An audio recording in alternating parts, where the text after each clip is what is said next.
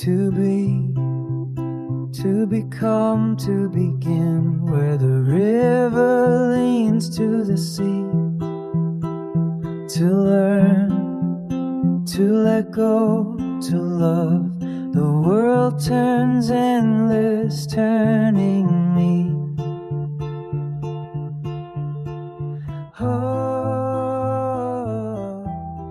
Coffee. So essentially what we would like to explore today is where does a shared moral compass come from if we have collectively killed God, and then which gave us this moral compass a long time ago, and then we also collectively killed nature in the sense that we have assumed dominance over nature, even if we know that that's not even possible. But we've killed the idea that we are part of life and nature in a way. And so the question rising from that is, what could give rise to a shared sense of morality for us all as a foundational prerequisite for a larger scale shift, right? No, not inside a membrane, not inside a small group of people, but in at a larger scale. What could be helping us get that compass? So Yeah, that's the question. that's a good question and a hard question, and one that philosophers have been wrestling with for at least 3,000 years, right? Yeah, yeah. Is there an external morality, or is morality situational, or is there something in between? And I'll tell you frankly, there's no real clear answer. I mean, the best I've been able to come up with is that one should look at from a human-centric perspective, which is not necessarily correct from a universal perspective. I mean, if you're a species on Alpha Centauri, you may or may not care what the people on good old planet Earth are doing, at least not until you get interstellar travel. But from the perspective of humanism, shall we say, human well-being in the aggregate has to be, it seems to me, what the hell is this going on here? Has to be a North Star. But again, that gets to be difficult. Human well-being for everybody, human well-being for an elite, human well-being for me and my cousins, very still not tied down all that well. And if we then expand our circle of sympathy to include all of humanity, the ability for any of us to accomplish very much in that direction is small, and yet it feels like ethically the right rule. But where that rule comes from, I'm not sure. Okay, so one question that we could ask is, could this be something we can boot deliberately? So there's a found a story many years ago of some African tribe where part of your initiation rite as you become an adult is to spend time alone in the forest until you have met your God, your personal God. And that God, and then you create a symbol of that God that then is your guide through life. And that is a very interesting experience because somehow you consciously make that thing, right? You are aware of its creation. You could even decide that it doesn't really exist, but still it's an important thing guiding you. So it's one question of it's a similar question or differentiation between is there meaning of life and meaning in life? We might never know whether there's meaning of life, but we can find meaning in life, right? So, the question here really is, can we do that collectively? How can we boot that collectively as a decision? Yeah, very interesting, and also potentially very dangerous. I mean, Hmm. consider the history of dominant religions, right? Hmm. Where they've been the basis for many empires, the basis for many persecutions, crusades, etc. Um, and this is where the game B concept of coherent pluralism comes in.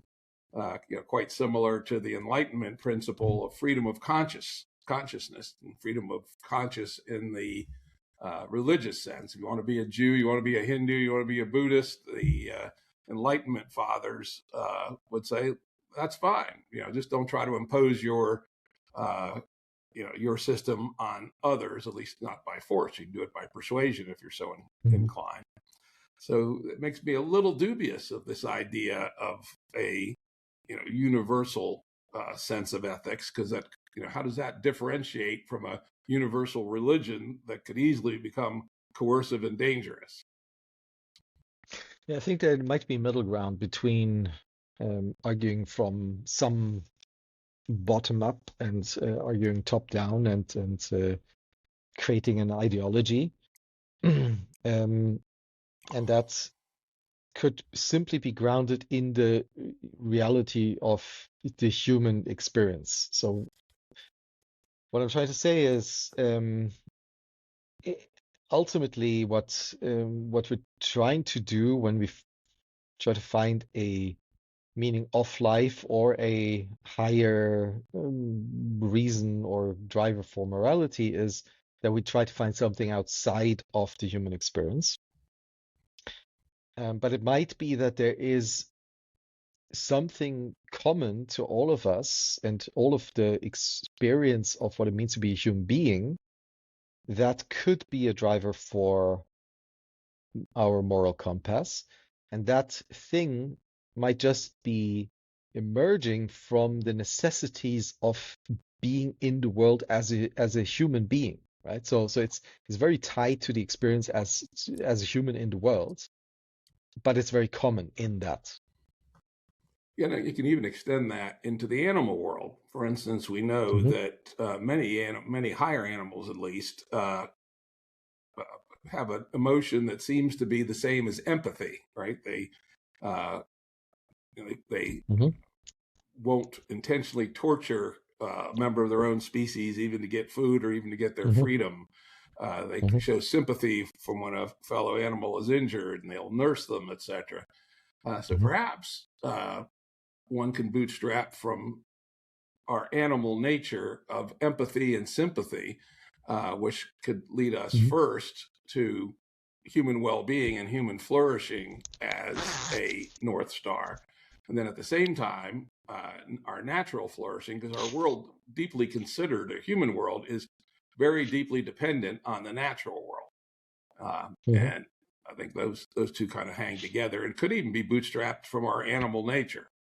Uh, Though I'll tell you, I have another, now we're talking about this, another perspective, Hmm. which unfortunately I can't ground anywhere. It's just sort of my own inclinations and taste. I favor systems that generate interestingness, right? Hmm. So, for instance, free people generate more interesting culture on average.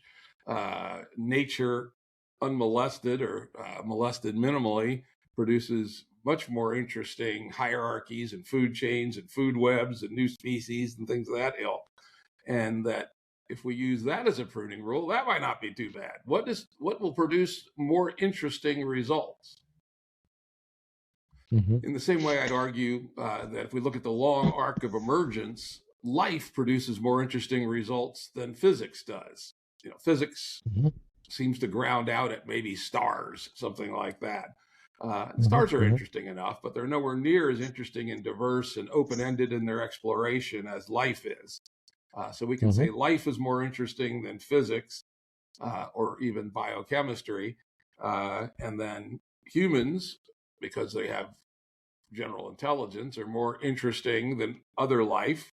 And nature has an interestingness of its own, which supports human life, but also has other dimensions of interestingness that are going on in parallel on a very high degree of parallel processing and searching for the interesting.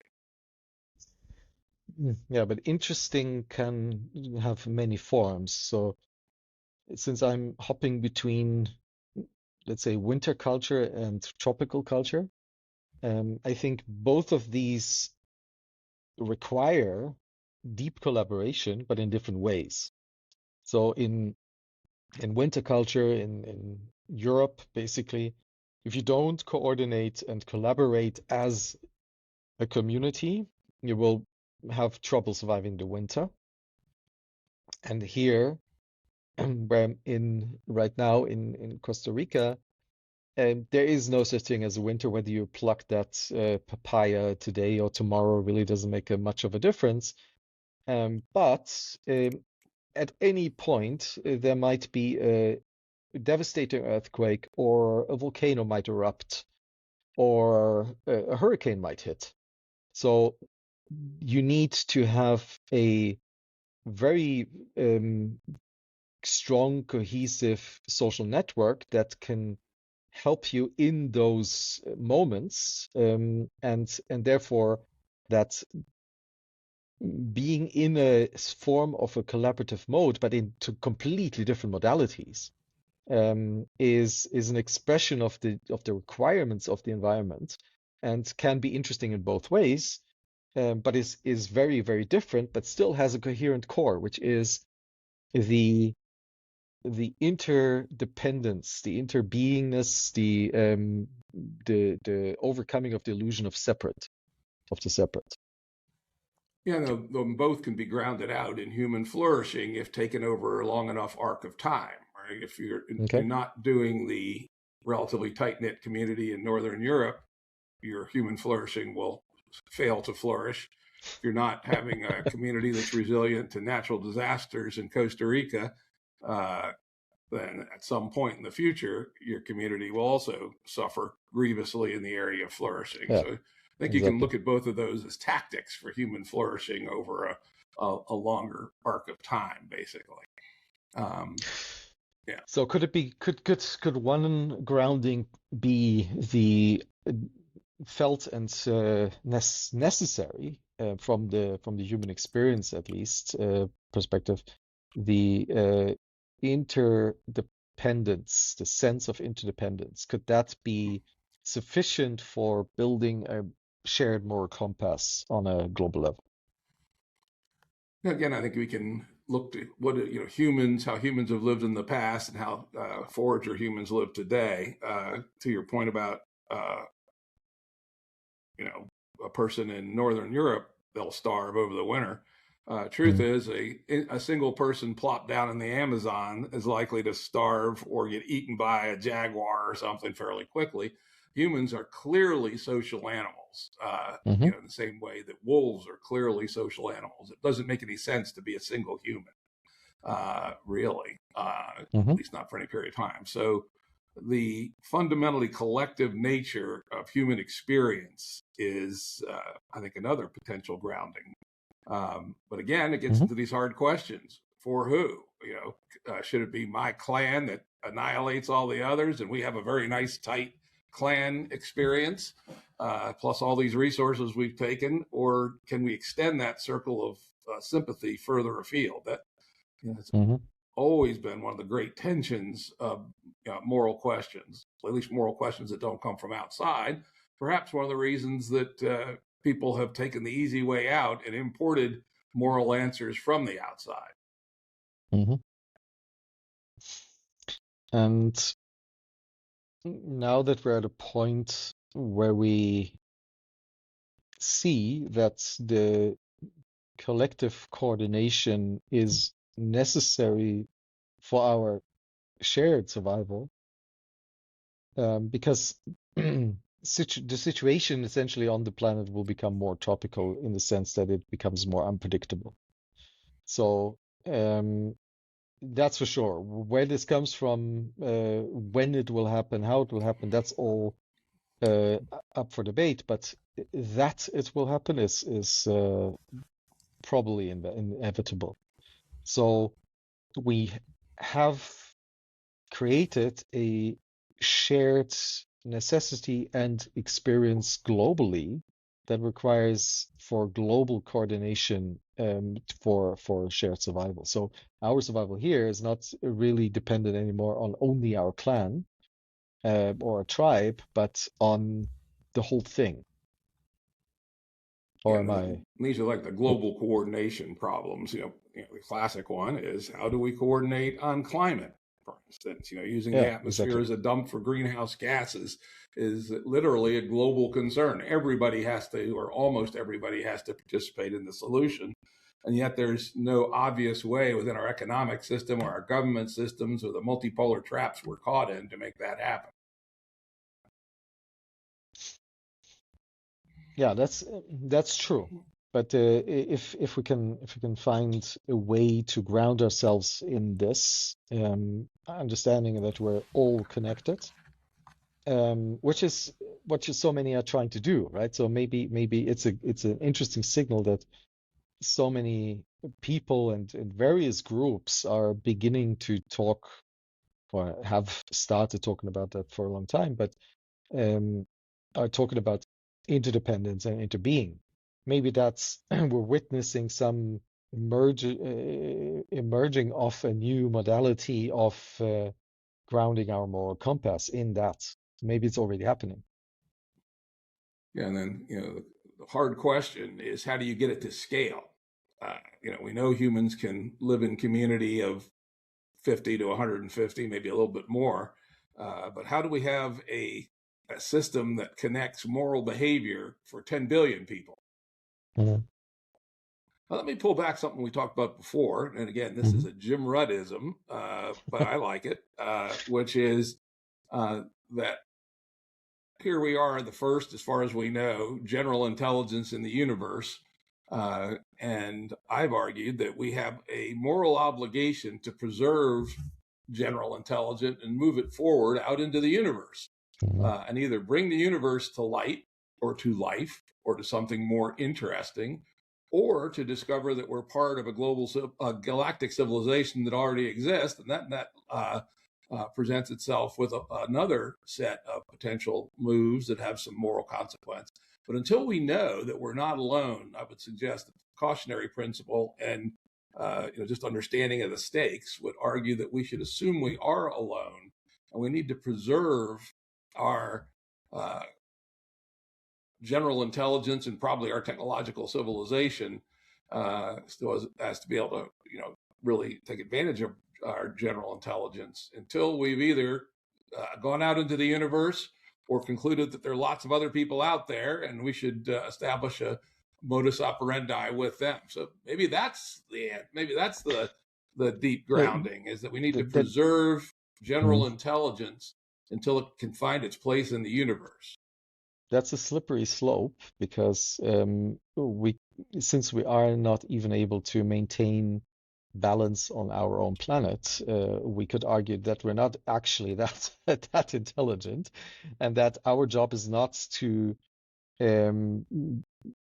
move our own intelligence beyond the planet, but the intelligence that we create that moves beyond us, right?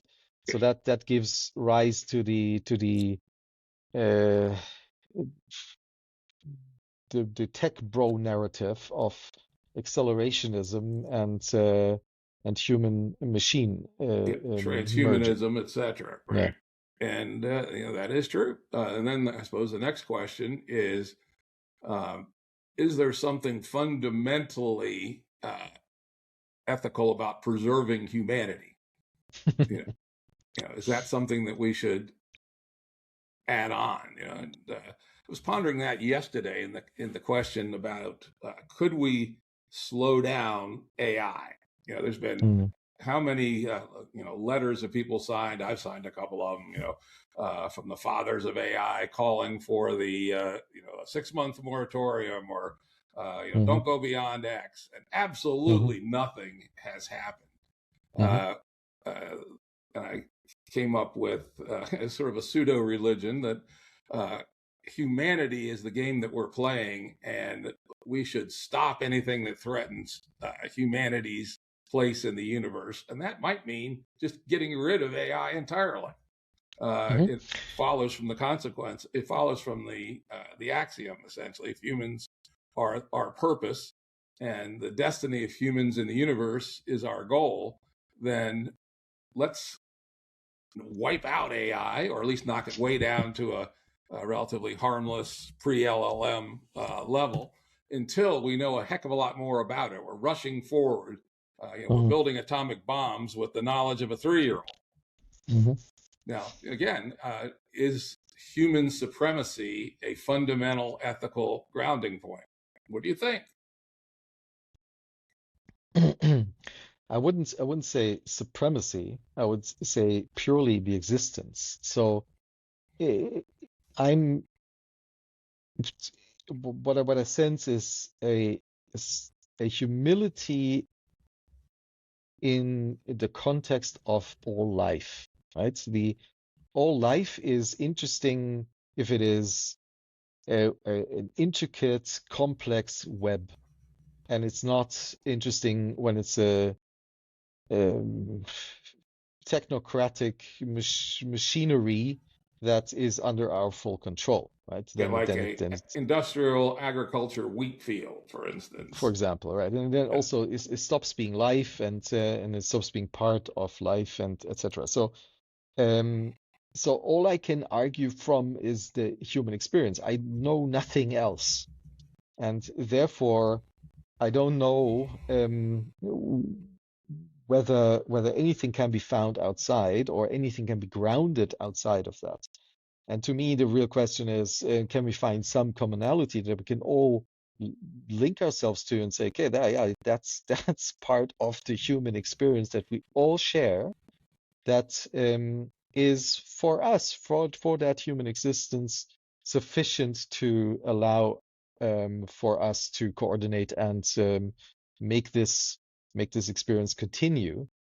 Um, th- so I don't think there's a supremacy here. I wouldn't be surprised if we at one point found that whales are actually far more intelligent than us and far more evolved than us and have much deeper poetry and art and etc. than us. I would not be surprised in the least. So Certainly quite possible. They've got big brains and they have sophisticated communication systems. correct. I wouldn't um, Yeah, supremacy is create. probably not the right word. Yeah. Maybe the No. anchor is uh, human existence as the top terrestrial animal, if we want to But establish why? Why? ourselves there. Why the top? Right? I mean, maybe let's just play with that thought. Maybe whales are the top. Because they're not land And animals, so let them have the sea, right? and yeah, but they could be quite flexible, right? Given that a couple of hundred million years, they can come back to land if they want. So so the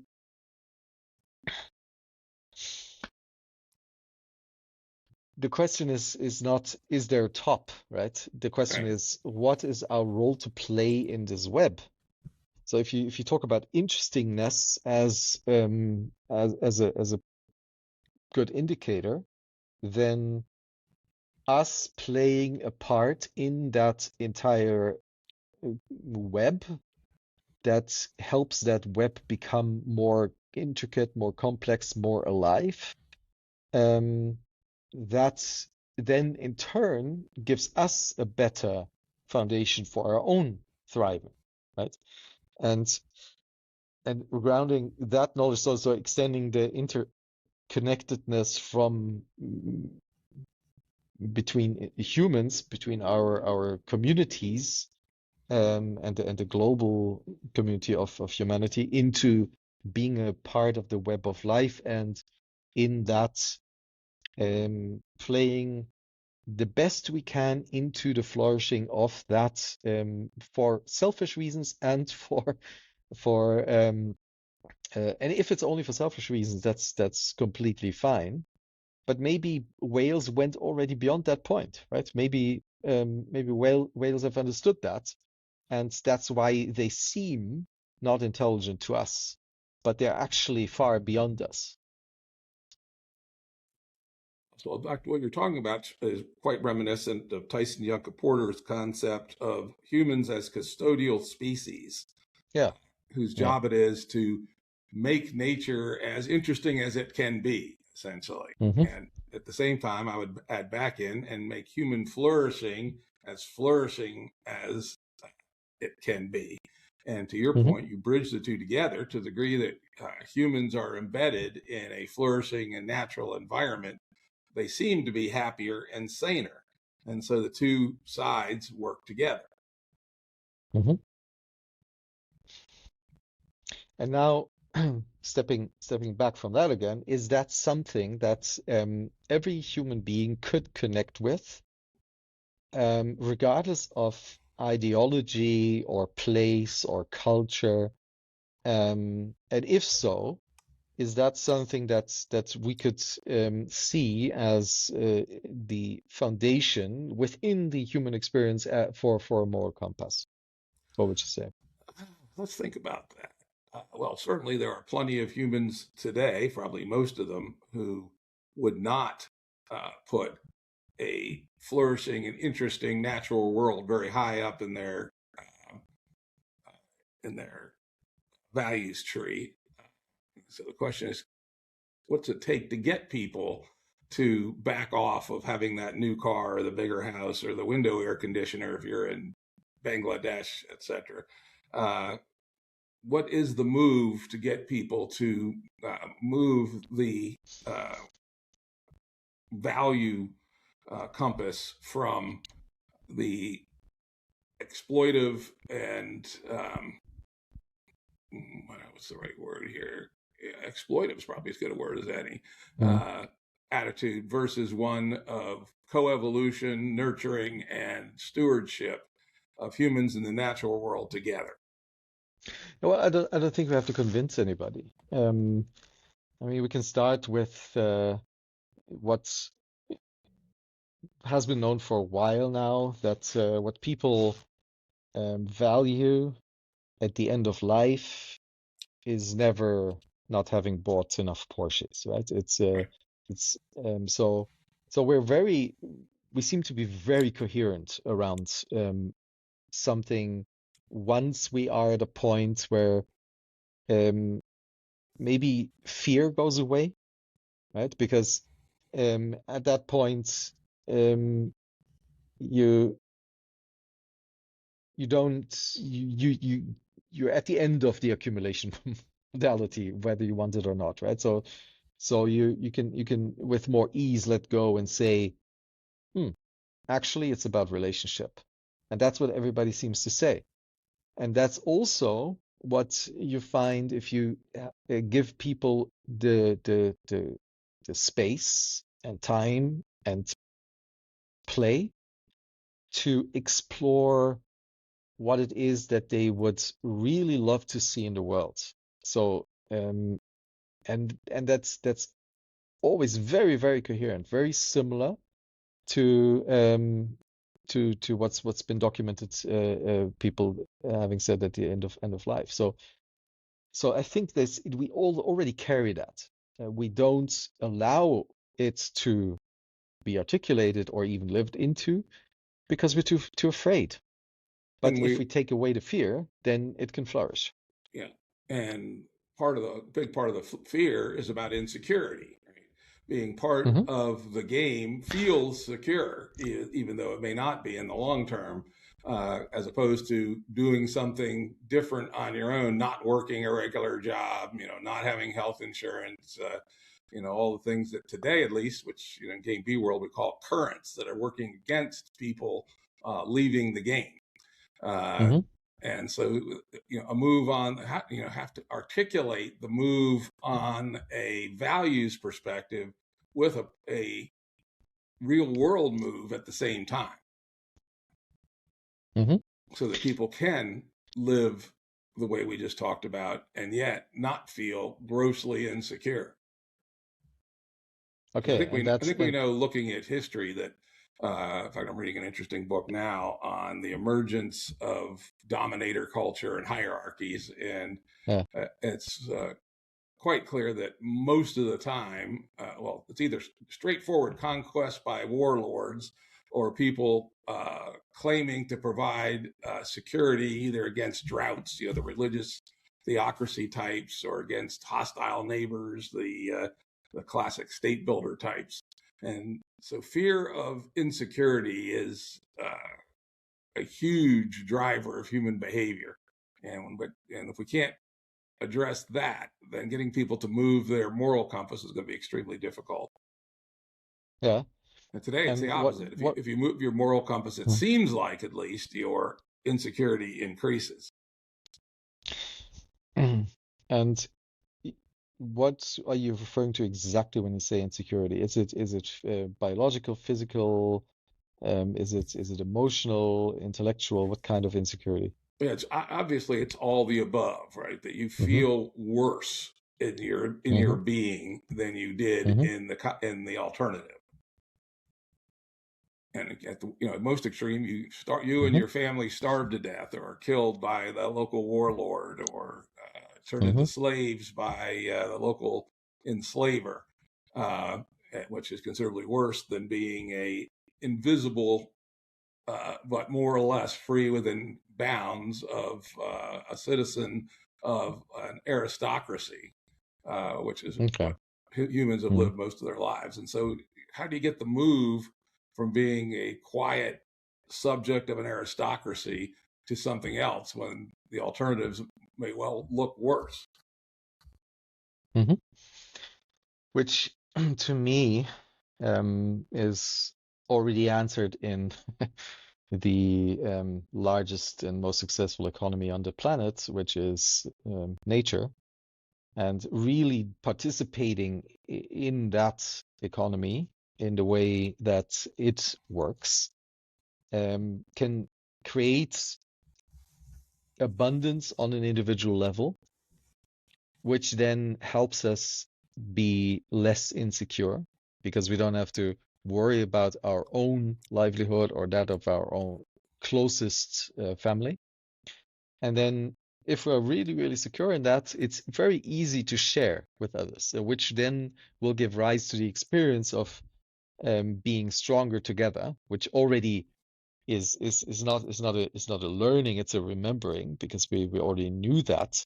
We've just forgotten that through the layers of abstraction we've built over time.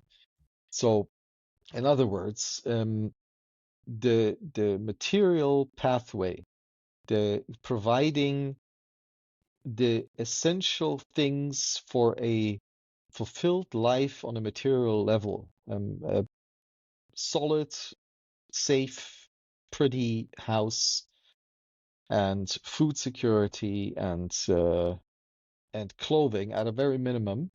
Once we have that independent of or can have that at least independent of the rest of society, then we might be free. And that is what you said, that freedom creates more interestingness. Yes, and that does feel like an inflection point. And what does that actually mean, right? If you want to live as a early 21st century person, you need computer chip factories and airplane manufacturers and air traffic control systems and all kinds of stuff that are highly interdependent and highly driven by the money on money systems. So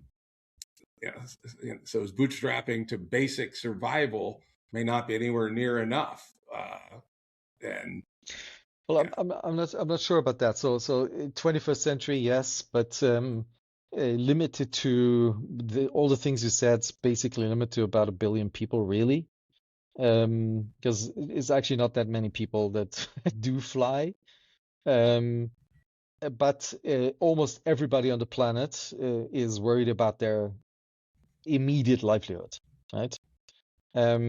And somebody might be worried about not having enough personal space and needs a needs more space, but somebody else might just be worried about not having a roof that can hold the rain, right? But if you are able in both cases to cater to that need, whether somebody else might agree that that's necessary or not, if you can cater to that for the 7-8 billion people who don't even think about flying, on their own terms, without having to go and Uber in the next city in the hope that they will one day have enough money to build a shelter, which is what's happening now. But if you instead create the material pathways that allow you to create the materials in place, right? And then this is, I think it's it's actually a question of something like glass. I think something like glass could solve that massively and across all climatic regions, because we've already known how to build beautiful and safe and solid and clever houses with local materials. But glass helps us to regulate heat, passive solar, right? We can, if you put a like a tiny greenhouse kind of structure on the south wall of your house and have some openings on the top and bottom, you have a passive solar heating system in your house. So we can harvest the clay from the local soil, and we can build with straw, so that's all possible. But we cannot yet grow glass locally. So if we did that, then we would go a long way. If we did the same with hot water piping. Okay, hold on a second. I'm studying. Yeah. All righty, see you later. Okay.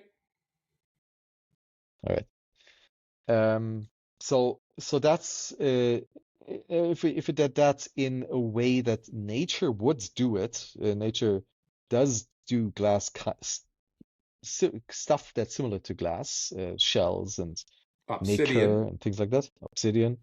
And so if we learned how to do that in place with the tooling that nature has and has been using, called enzymes and sugars and sunlight, then the need for many people to go and steal stuff from their neighbors and exploit would go away, because it would be catered for.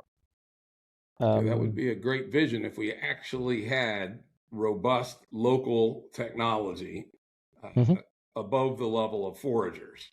And it needs to be above foragers. And agriculture was our first step there, and the trap was that the power of agriculture was that it reduced the risk from climatic fluctuations, basically. So that one drought didn't wipe you out or your clan out. And you could store, after a period of time, you could store a year or two's grain. And that provided some resilience. But it also, and this is key, and this book I'm reading makes it very clear, a lootable resource suddenly gives your neighbors an incentive to come and kill you and take your resource. And then your developed land is also a resource. And then somewhere along the line, people realize, women, they're also a resource. So kill the men and take the women. And, the basic level, and even though all these people probably had a basic level of subsistence that was just fine, the multipolar trap of take or defend against taking, and that often leads to developing the power to take, has been historically a real trap on the road up from self-sufficiency. But maybe it's more like the whales. So we hardly know anything about the Harappan civilization in the Indus Valley, for example. That's one of the few examples that looks like it was able to maintain an egalitarian, non-exploitive system for a considerable period of time. So it's within what humans can do, right? It's not like that human nature is requires exploitation.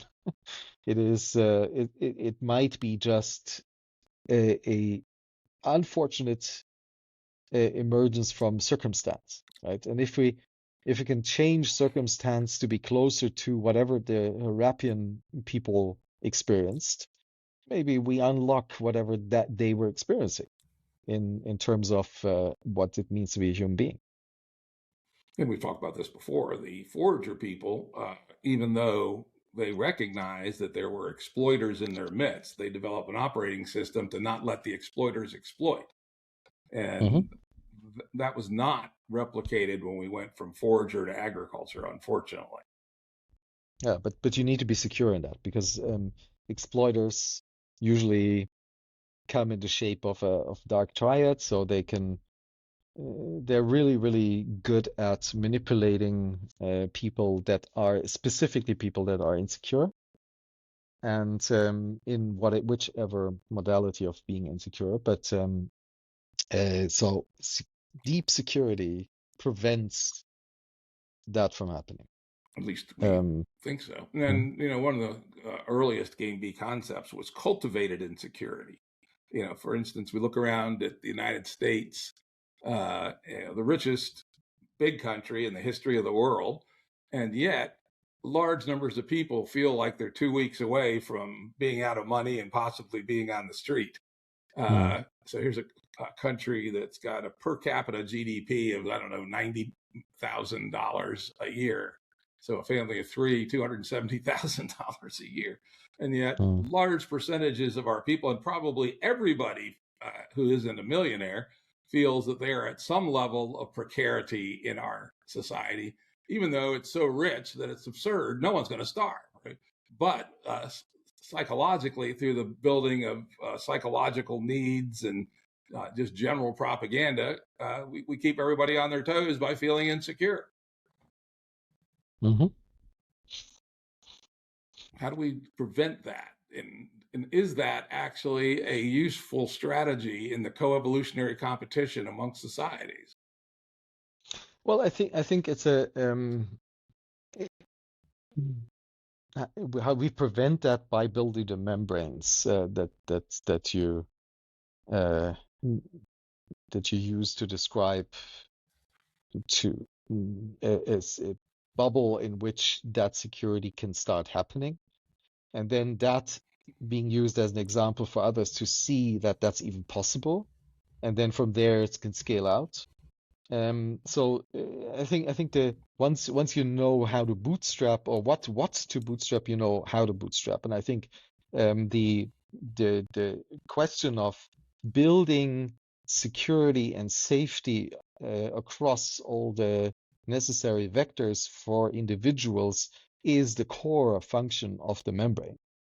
And then to be able to show that, but it's nothing new. I think it's just a remembering of what that actually means, because we've largely lost that, and then adding to that maybe new modalities of how to think about the material pathways in a more evolved way than we've done so far, right? So instead of using 90 terawatt of energy coming from burning rotten algae to brute force material into existence and to move 100 billion tons of stuff every year, we can do something like nature does and move 150 billion tons of stuff per year without waste and pollution. And if you look at cutting edge material science, we know that's possible. And if you look at indigenous knowing, then we know that's possible. So beyond this pure subsistence state. Yeah, and it is true that the ethical and way of being is coevolutionary with the technological substrate. As things as you described, the heliocentric civilization and building materials in place and having abundant food sources that are very robust against climate change, etc., would enable a substantial bootstrap of security, even at relatively small initial membrane styles, and that would help a lot. But of course, we're only partway there today. Yeah, and because, and that's another reason for the membrane, because the current modality doesn't really like that idea because it's not exploitable. Right? Once this kind of knowledge is out there, kombucha is one of my favorite examples, right? It's everybody can do it. It grows exponentially. You can do it at home. It tastes great. It can it's healthy, and it's makes Coca-Cola obsolete. And if you uh, then translate that into basically every other material modality in your life, nobody in the current paradigm will want that. So creating a membrane that allows for the protection of these kinds of this kind of knowledge and this kind of IP that then can be um, scaled out across the world, that could be one of the modalities that can actually help us step out. Yeah, I agree with that. I agree with that. Yeah, kombucha is interesting. There are people who make their own kombucha, but here in the United States, at least, you go to the grocery store and there's 50 varieties for sale at a price higher than Coca-Cola. Yeah. Yeah. Yeah. But you can do it. I think that's the important thing. You only have to buy one bottle, and there's always some SCOBY floating around in that, which you can then cultivate and start making your own kombucha at home. Yep. So, and that's nature, that's life, right? Because the thing, uh, this drink is a life. We shouldn't forget that, right? It's actual life, and we're participating in that, and that's what it makes it so healthy. Yeah. Well, let's go back to, Mhm. we've had some interesting conversations here that point about ways and possible uh, senses of ethics, but I don't think we ever got to anything that seemed like a short statement of a groundable ethics that could bring forth what we're talking about. Any thoughts on what that might be?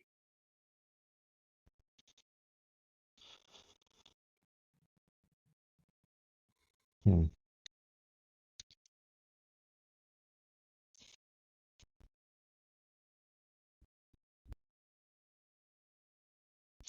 Unfortunately, nothing that I can ground in anything outside of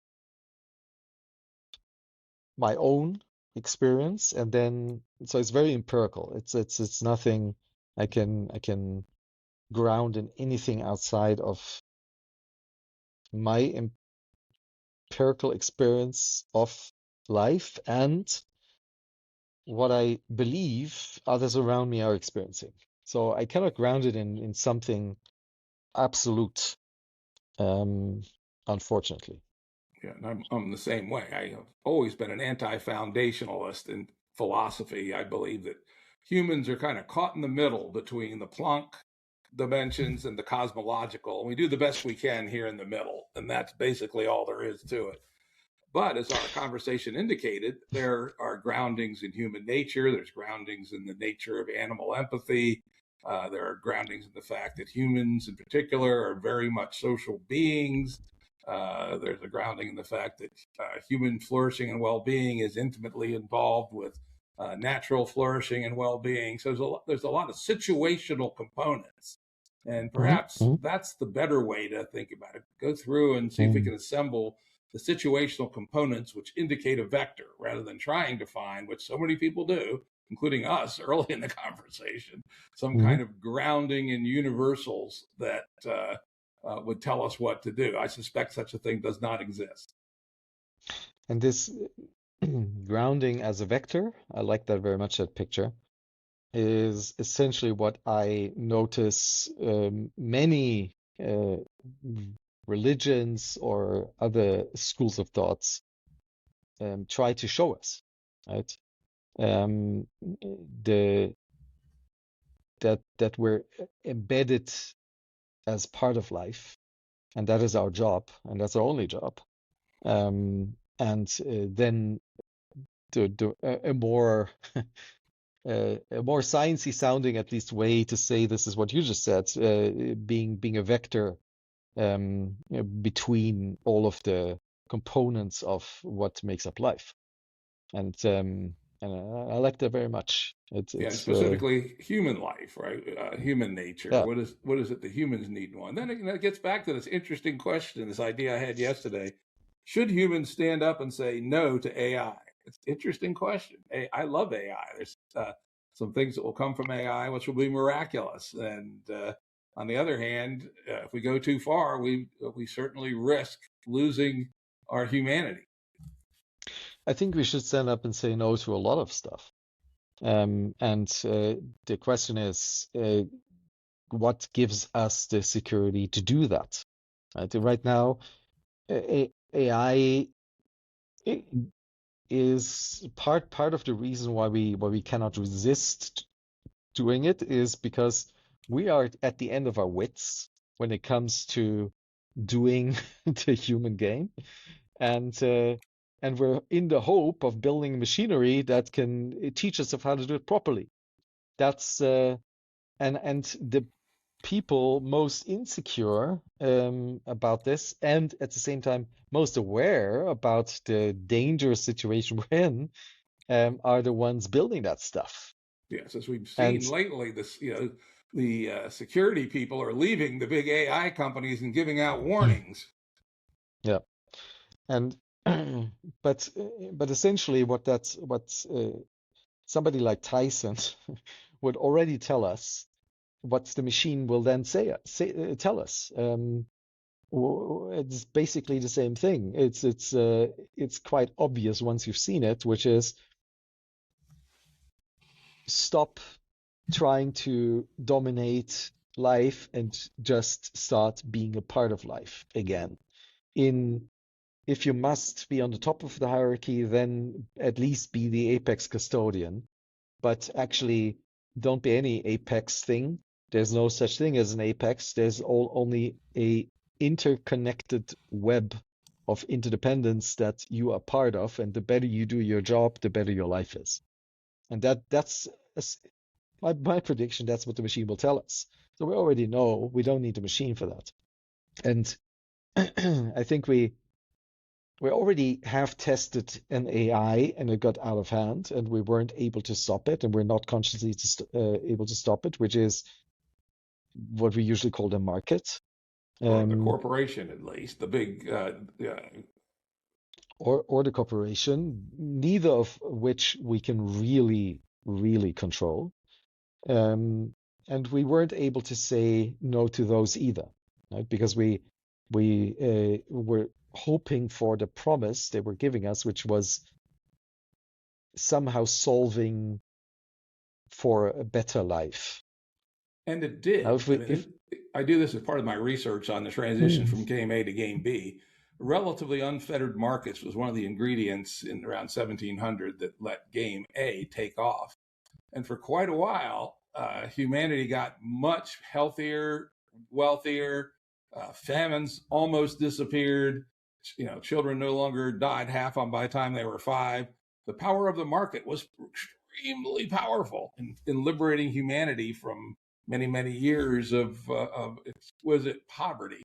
But it had no brakes. It couldn't stop. Yeah, it couldn't stop, and it essentially also created many more humans in the process, which is an unintended side effect that we've come to think of the growth of humanity as an intrinsically good thing. Yeah, and here we now have we'll have 10 billion people by the time the population growth starts finally to reverse around 2170, 2180. And without advanced technology, we could support at most 2 billion. So we're living on our advanced technological stack, and should it collapse, something on the order of 8 billion people will die. I unfortunately have got to go. I've got another call here coming up. This was good. Okay. I don't think we solved anything, but we did tease a lot of things apart.